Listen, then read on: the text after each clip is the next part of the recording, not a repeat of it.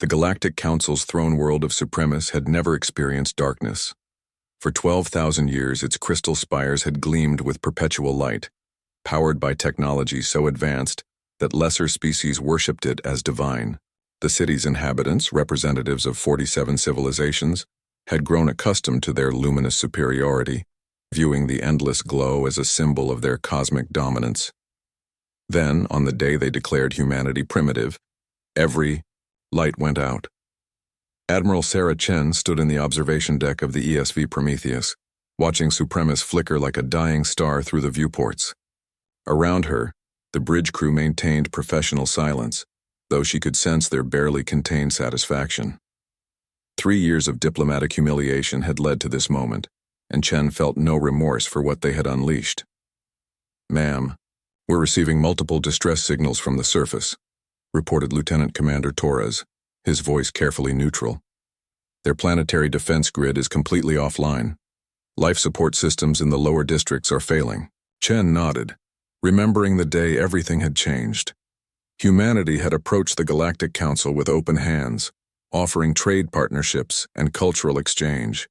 They had shared their art, their music, their literature, all the beautiful complexity of human civilization. In return, the Council had laughed. "Look at these creatures," High Counselor Vexithara had declared, her crystalline form refracting light in patterns that translated to amused contempt. "They still use combustion engines on their homeworld. Their fastest ships barely achieve 0.7 light speed. They haven't even discovered dimensional folding." The assembled representatives had joined her mockery. The Zephyrians, with their mastery of quantum mechanics, had dismissed human physics as quaint. The Karathi, whose ships could phase through solid matter, had called human engineering adorably primitive. Even the newer council members, species barely 1,000 years into space travel, had sneered at humanity's supposedly crude technology. "We have decided," Vexithera had announced with imperial finality, "that humanity is not ready for galactic society. Perhaps in another millennium, when you have evolved beyond your current limitations." The human delegation had been escorted from the throne world with barely concealed disdain. Earth's ambassadors had endured 3 years of isolation, watching as trade routes remained closed and communication requests went unanswered. The galaxy, it seemed, had no use for primitives, but the Galactic Council had made a critical error. They had assumed that visible technology represented the limit of human capability. They had mistaken humanity's preference for robust, reliable systems as an inability to create something more sophisticated. Most crucially, they had failed to understand the human concept of redundancy. "Dr. Reeves, status report," Chen commanded. The ship's chief scientist stepped forward, her eyes bright with vindication. "The infiltration protocol is executing perfectly, Admiral. Our nanobotic systems have completely integrated with their infrastructure. Every piece of technology on Supremus is now under our control."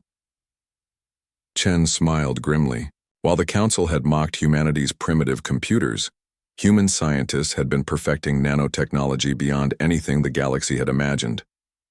The microscopic machines were so advanced they appeared to be nothing more than cosmic dust to conventional sensors. For 3 years, these nanobots had spread through the galaxy's most secure systems, carried by the very trade ships that had excluded humanity from their networks. "They called us primitive because our ships don't fold dimensions," Dr. Reeves continued. "They never asked why we didn't need to. Why should we bend space when we can infiltrate every system in the galaxy and travel through their own transportation networks?" The irony was exquisite. The Council's advanced dimensional gateways, their quantum communication arrays, their planet-spanning energy grids, all of it had become humanity's infiltration highway.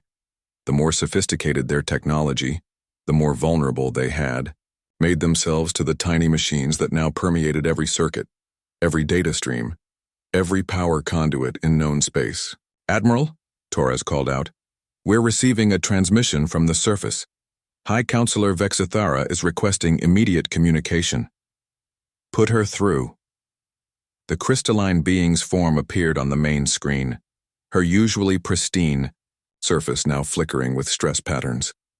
The throne room behind her was illuminated only by emergency lighting, its grand displays dark and silent. "Admiral Chen," Vexithara began, her translated voice tight with barely controlled panic. "We demand you cease this attack immediately. The Council is prepared to—" "Attack?" Chen interrupted, her voice calm. "We haven't attacked anyone, High Counselor. We've simply introduced our technology to yours. I thought you'd appreciate the opportunity to study something so primitive." Around the bridge, several officers allowed themselves small smiles. Chen continued, "Every system on your world is now running on human technology, integrated at the molecular level. Your quantum computers are thinking with our nanobots. Your power grids are flowing through our networks. Your very air filtration systems are operating by our grace." Vexithara's form pulsed with agitation. "This is an act of war. The Council will what?" Chen asked mildly. "Declare us primitive again? You've had 3 years to study our capabilities, and you missed them completely. Every scan, every analysis, every dismissive examination of our crude technology, and you never noticed that we'd already integrated with your systems." The transmission flickered as more systems on Supremus failed. Chen could see the fear growing in the alien leader's posture as the implications became clear. Humanity hadn't just disabled one world, they had infiltrated the entire galactic network. Every advanced civilization in the galaxy was now dependent on human technology they couldn't see, couldn't understand, and couldn't remove. "What do you want?" Vexithara asked finally. Chen's expression softened slightly. "What we've always wanted. Recognition, trade, partnership, the chance to contribute to galactic civilization instead of being dismissed as irrelevant." She paused, letting the weight of her words settle. "You see, High Counselor, you made one fundamental error about humanity. You assumed that our preference for visible, understandable technology meant we couldn't create anything else. But humans have always believed in building systems that work, not systems that impress. We chose reliability over spectacle, integration over isolation." The lights on Supremus flickered back to life, though everyone present understood that this was a demonstration of mercy, not defeat. The nanobots could just as easily shut everything down, permanently. "The Council," Chen concluded, "declared us too primitive for the galaxy. As it turns out, the galaxy was too primitive for us. We were just polite enough not to mention it." Vexthara's crystalline form dimmed with what could only be interpreted as humility. "The Council may have been hasty in its assessment. Perhaps we could arrange new discussions." Chen nodded graciously. "We'd be delighted to talk, High Counselor. After all, that's what civilized species do." As the transmission ended and the lights of Supremus returned to full brightness, the bridge crew finally allowed themselves to celebrate. Humanity had not conquered the galaxy through force or threats, but through the quiet competence that had always been their greatest strength.